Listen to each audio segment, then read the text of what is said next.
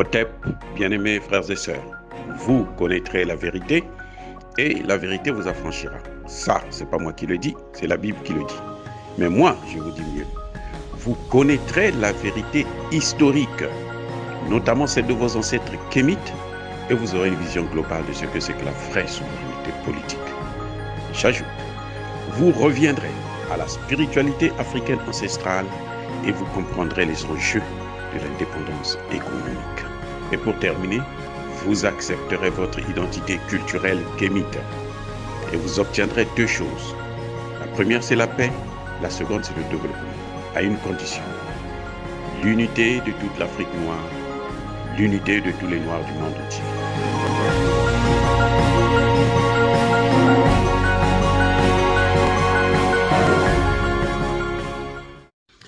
Hotep à tous. Bienvenue sur la chaîne des panafricanistes par essence, par conviction et par excellence. Celle des citoyens kémites, par nécessité et obligation de combat. Nous sommes une chaîne qui n'est guidée que par nos ancêtres et rien que par des ancêtres qui appartiennent à l'égrégore du monde noir. Par conséquent, nous ne croyons en aucun Dieu venu de l'étranger. Toutefois, cette vidéo n'est aucunement destinée à inciter à la haine ou à la violence, car nous menons un combat qui est d'abord et avant tout spirituel, ensuite il est politique, géopolitique et géostratégique, contre l'impérialisme, le colonialisme, le néocolonialisme et l'endocolonat, sur la base du principe fondamental que nous avons hérité de nos ancêtres kémites, qui est celui de la Mahat, c'est-à-dire vérité et justice.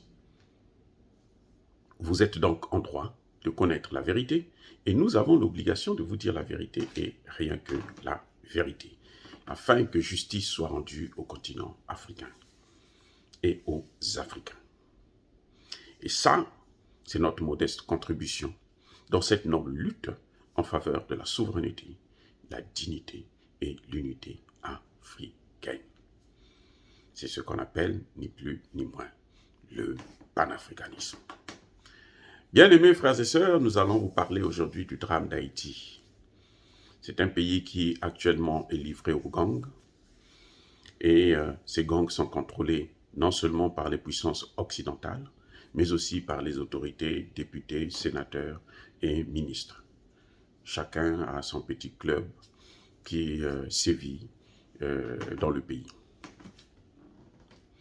Mais le drame d'Haïti, en fait, n'a pas commencé aujourd'hui. Tout ça, c'est l'aboutissement d'une guerre.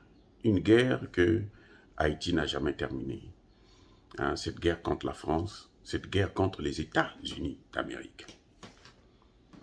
Parce que Haïti a obtenu son indépendance en 1804, après avoir battu à plate couture l'armée la plus puissante au monde de l'époque, celle de Napoléon, donc française.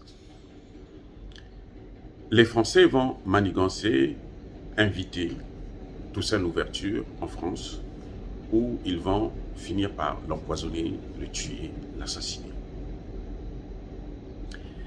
Et après ça, 20 ans plus tard, c'est-à-dire en 1825, les Français vont imposer une dette coloniale à Haïti.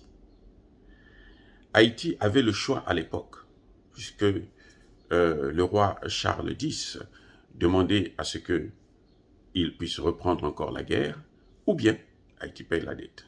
Haïti a choisi de payer la dette. Et cette dette s'élevait à près de 560 millions plutôt de dollars. Alors, vous savez, ce qui va se passer, c'est quoi? C'est que Haïti avait un PIB qui était 8 fois moins que cette dette qu'on lui demandait de payer par an. Donc Haïti était obligé de s'endetter encore auprès de la France. Et c'est ce qu'ils ont appelé, eux, la double dette. Et moi, j'appelle ça la double dette coloniale ou la rançon coloniale. Cette dette va augmenter. Et lorsque les experts évaluent cette dette, aujourd'hui, c'est environ 115 000 milliards de dollars que Haïti a payé et continue à payer jusqu'à ce jour. Parce que politiquement parlant, Haïti ne dépend que de la France et des États-Unis. Ce sont eux qui choisissent les leaders. Quand vous n'êtes pas un leader qui rentre dans leur cadre ou vous ne faites pas ce que eux ils vous demandent de faire, il est tué le plus simplement possible, assassiné. Hein, quand il est chanceux, il va en exil. Bref, voyez, quand un pays est soumis à un tel pilori, c'est très, très difficile, c'est pratiquement impossible de s'en sortir. Et ça, c'est l'Occident. Ça, c'est ce que l'Occident demande. Ça, c'est ce que l'Occident veut de tous les pays noirs. Maintenant, en dehors de cette dette coloniale vis-à-vis de la France, en 1814, c'est les États-Unis qui viennent envahir le pays, coloniser le pays. Si vous pensez que les États-Unis n'ont jamais colonisé un pays, eh bien, je vous apprends que Haïti est une colonie américaine. Les premiers ambassadeurs d'Haïti aux Nations Unies, c'était des Américains, des Blancs. Je répète, les premiers ambassadeurs d'Haïti aux Nations Unies avaient toujours été des Américains. Et de surcroît, des Blancs. Et ça, c'est depuis 1914, quand les États-Unis ont occupé le pays. Ils ont imposé aussi leurs dettes. Ils ont imposé, créé des impôts que le pays devrait payer.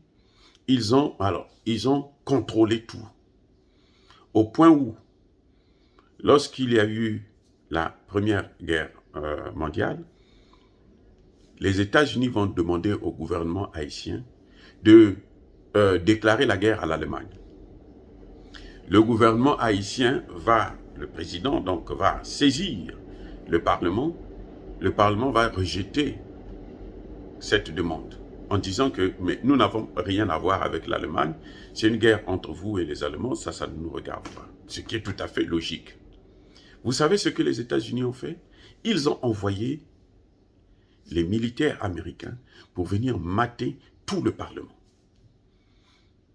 Et ils ont tout saccagé, ils ont tué certains, ils ont blessé d'autres, et ils ont eux-mêmes changé le Parlement. Ils ont pris donc des gens qui étaient acquis à leur cause, qu'ils ont placés là pour faire le travail. Et effectivement, quelques jours plus tard, Haïti va déclarer la guerre à l'Allemagne alors qu'elle n'avait pas l'intention ni le besoin. Aucune raison possible ne justifiait que Haïti puisse déclarer la guerre à l'Allemagne. Mais c'était à la demande des États-Unis. Et voilà comment ils ont continué à coloniser ce pays. Maintenant vient s'ajouter les circonstances naturelles comme les séismes, les tremblements de terre et autres. Celui de 2010, par exemple, le dernier, le plus grand d'ailleurs, quand il est arrivé, la communauté dite internationale, le monde entier s'est mobilisé pour collecter de l'argent, pour donner au pays afin que Haïti puisse être reconstruit. Vous savez qui a géré cet argent? Ce n'est pas le gouvernement haïtien. Cet argent est allé dans les mains de Bill Clinton, donc encore un Américain. Et c'est lui qui a tout géré. Donc il s'est, à l'évidence, rempli les poches. Et puis voilà que le pays reste toujours dans une situation critique. Et ajouté à cela, il y a un élément que j'allais oublier, c'est la libanisation du pays. Les Libanais sont venus en Haïti en masse, ils ont occupé le pays, et certains ont fait des enfants qui sont aujourd'hui ce qu'on appelle les mulâtres. Mais dorénavant, quand vous êtes au pouvoir, si vous êtes noir, il est impossible pour vous de gouverner. Il faut être mulâtre, il faut être descendant des Libanais, il faut être Libanais pour gérer sans avoir trop de problèmes. Et chaque fois, vous allez le constater vous-même, Martelly était là, et puis bien d'autres. Chaque fois qu'il y a un mulâtre, un descendant de Libanais qui gouverne, il y a plus ou moins la tranquillité. Lorsqu'un noir arrive, c'est grave. Le comble est arrivé lorsque Moïse, le président Moïse, Juvenal, s'est permis, je veux dire qu'il s'est permis parce qu'il n'a pas le droit en fait, puisque c'est une colonie américaine, de recevoir, d'accréditer un ambassadeur russe en Haïti. Et là, c'était une erreur fatale pour lui. C'est ce qui a causé sa mort. Voilà donc un pays qui, vous avez vu, les Nations Unies sont restées en Haïti pendant plus de 30 ans. Et ce pays est toujours livré aux gangs, ingouvernable. Comment expliquer? Quelle est la démocratie que les Nations Unies, que les États-Unis, que la France et leurs alliés, que l'OTAN a amené en Haïti? Quelle démocratie? Aucune.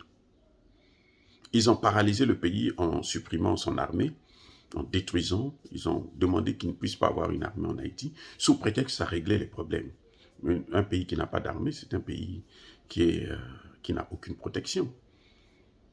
C'est un pays qui n'a aucune protection. C'était pas la solution. La solution, c'est libérer Haïti, laisser Haïti choisir ses partenaires, laisser Haïti choisir son système politique et que ces Libanais qui contrôlent le pays puissent arrêter avec ce contrôle. Ils n'ont qu'à repartir au Liban. Ils n'ont qu'à repartir au Liban. Ils sont habitués à la guerre chez eux et ils transportent la guerre. Ils exportent la guerre. Ça n'a aucune raison. Voilà comment Haïti se retrouve dans un drame. Il n'y a plus rien à faire que pleurer. Mais il y a une chose que je veux rappeler aux Haïtiens, surtout, et aux Africains, que tout empire finit par disparaître. Ce n'est pas parce que nous souffrons qu'on ne doit pas réfléchir comment il faut s'en sortir. Je répète. Et ça, c'est l'erreur des Occidentaux. Parce qu'ils pensent que, comme ils nous dominent, comme ils ont le contrôle de nos pays, ils pensent que nous, on ne réfléchit pas comment il faut faire pour s'en sortir. Je veux vous rappeler que l'esclavage n'était pas l'œuvre humanitaire des Occidentaux. Ce n'était pas une prise conscience des Occidentaux. C'était l'œuvre de la guerre. Une guerre qui avait commencé d'abord en Afrique et qui est venue s'achever aux États-Unis. Parce que c'est là qu'ils avaient compris que le système-là ne marchait plus. On ne pouvait plus continuer à maintenir ce système. Et qu'est-ce qu'ils ont fait? Ils ont trouvé une autre façon de nous gouverner, de nous contrôler, de nous dominer. Et c'était la colonisation, qui continue jusqu'à ce jour. Mais ça aussi, il y a un temps pour tout. Ça va prendre fin. Et nous devons continuer. C'est pour ça que la première des choses, c'est l'information. Nous devons tous être informés de ce qui nous arrive. Parce que ce qui arrive en Haïti, c'est ce qui arrive à l'Afrique. Parce que Haïti et l'Afrique sont liés. Haïti, c'est le premier pays africain à obtenir son indépendance par la guerre. Il fallait absolument le détruire, le boycotter, pour ne pas que les autres puissent suivre le modèle haïtien. Mais ça n'a fait que retarder le processus du développement du continent, du peuple noir, de la communauté noire. Et ça, c'est clair et net. Nous devrons nous développer. Et nous allons nous développer, qu'on le veuille ou non. Donc, le combat continue.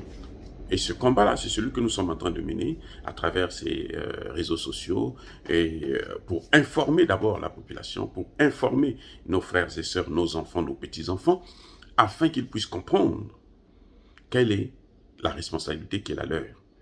C'est celle de mener ce combat contre tout ce qui nous empêche de pouvoir respirer. Dire cela, c'est inciter à la haine ou à la violence. Non. Nous sommes une force tranquille. Yaba colère ve yamalembe. Je vous dis encore une fois de plus, soyez bénis par le Dieu des Kémites. Pas par n'importe quel Dieu, par le Dieu des Kémites. J'ai dit et j'assume.